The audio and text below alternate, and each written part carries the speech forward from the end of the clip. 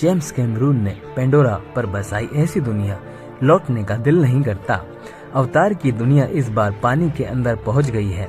जिस तरह कैमरून ने धरती पर एक अलग संसार की रचना की थी, उसी तरह पानी के अंदर एक अलग दुनिया ही बसा दी है। अवतार दुनिया भर में सबसे ज्यादा देखी जाने वाली फिल्मों में शामिल है और अब इस फिल्म का सीक्वल आ रहा है। मगर सिनेमाघर में जाने से पहले जाने इसका रिव्यू। 2009 में आई जेम्स कैमरून की साइंस फिक्शन फिल्म अवतार मनोरंजक होने के साथ साथ पर्यावरण को बचाने का संदेश देने में कामयाब रही थी। साल 2154 में सेट की गई कहानी पेंडोरा ग्रह के वासियों से परिचित करवाती है। यहाँ बसने वाले लोगों को नावी कहते हैं। नीली चमड़ी, सुनहरी आंखें, बंदरों की तरह पूंछ और लंबी चौड़ी कदकाठी वाले नावी शांति से अपने ग्रह पर रह रहे हैं। पेंडोरा का वातावरण ऐसा है कि यह मनुष्यों द्वारा सांस लेने की योग्य नहीं है, इसलिए उसे ऑक्सीजन मास्क की आवश्यकता होती है। वहाँ पर खनिजों का अपार भंडार है। अमेरिकी बिजनेसमैन की उस पर निगाहें हैं। उसने ही अवतार की लैब बनाई है, जहाँ पर इंसान और पेंडोरा ग्रह के वासियों के डीएनए को मिलाकर अवतार बनाया गया है, जो नावी की तरह दिखते हैं। मशीन के जरिए अवतार को उनके दिमाग से जोड़ा जाता है।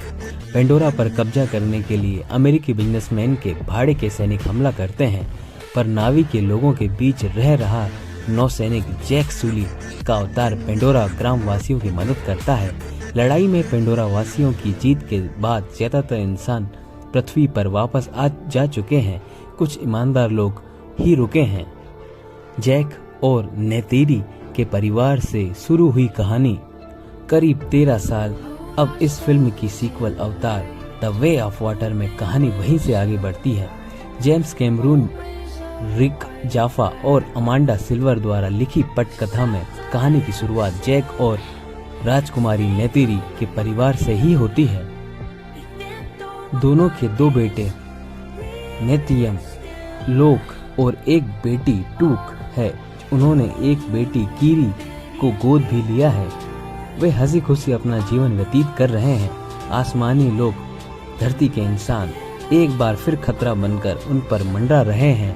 परिवार की रक्षा के खातिर जैक अपने परिवार के साथ दूर दूसरे कबीले पर रहने चला जाते हैं।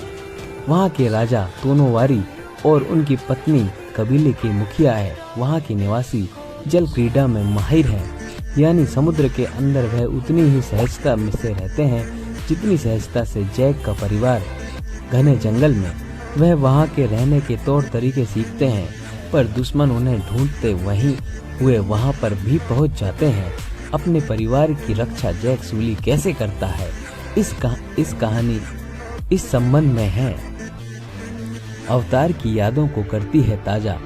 दूसरे कबीले पर रहने आने के दौरान सूली के परिवार को वहाँ के लोगों की स्वीकृति को हासिल करने में किस प्रकार की दिक्कतों का सामना करना पड़ता है, यह सब जेम्स ने बहुत बारीकी से दिखाया है।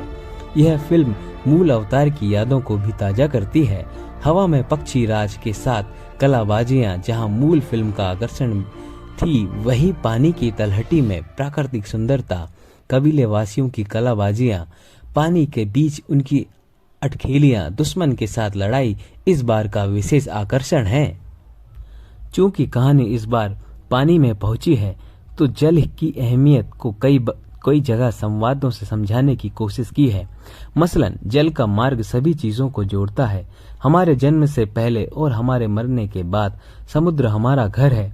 करीब 3500 करोड़ रुपए में बनी इस फिल्म के विजुअल्स को 3D में ही देखना रोमांचक है। इस रोमांच का मजा बड़ी स्क्रीन पर लिया जा सकता है।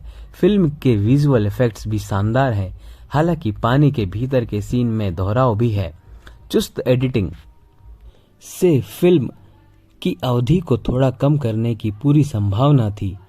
क्लाइमैक्स में लड़ाई के दौरान जैक और नेतेरी के साथ कबीले के राजा रानी और उनके कबीलेवासी भी आते हैं, फिर कहीं भी नजर नहीं आते।